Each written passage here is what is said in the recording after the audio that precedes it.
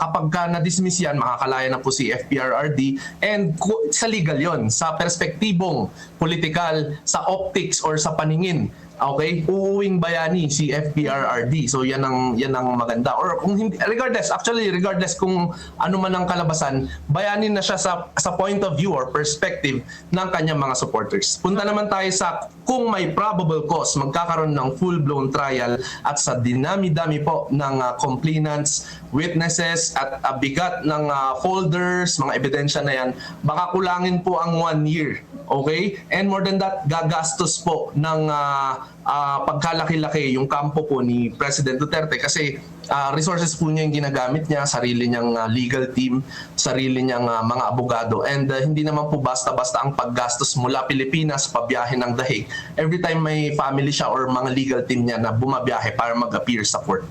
Ayan. Attorney, kung sakali nakakitaan ng sufficient evidence, ito pong kasong i-file against him, gaano po yung possible ng itatagal po ng trial po niya o yung pagdinig sa kanyang kaso after nitong confirmation of charges? Dito po sa Philippines, i-benchmark lang natin, yung isang count pa lang ng crime, may deadline na yan na sana hindi natatagal ng 6 to 1 year.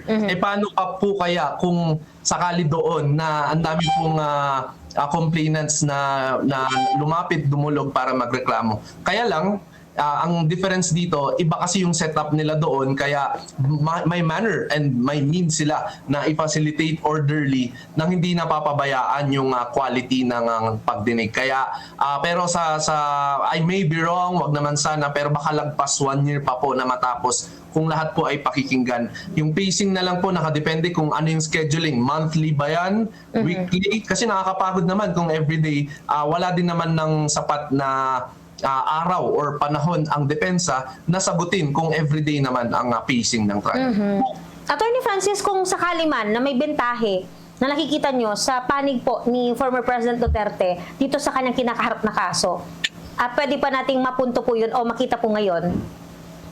Kung legally ang legal na perspektibo ang pag-uusapan, nandun tayo sa kanilang depensa na hindi siya pumayag na siya ay madala doon. Okay? Kaya consistent siya eh. In fact, sumulat pa yata siya.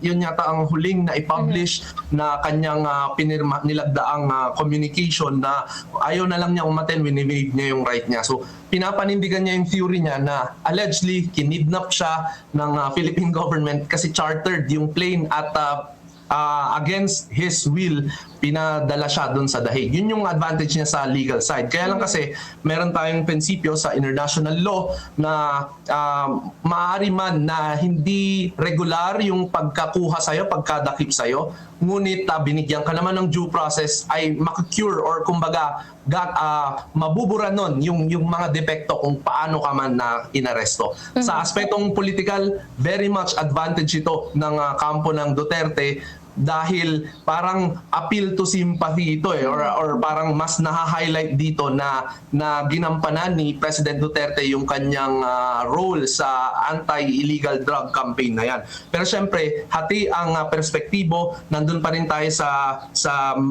view na kung ang intention mo ay mabuti, kung hindi man ito yung proseso nito or yung legalidad nito ay questionable, hindi pa rin dapat justified yung mga kilos o mga desisyon mo nung ikaw ay Pangulo.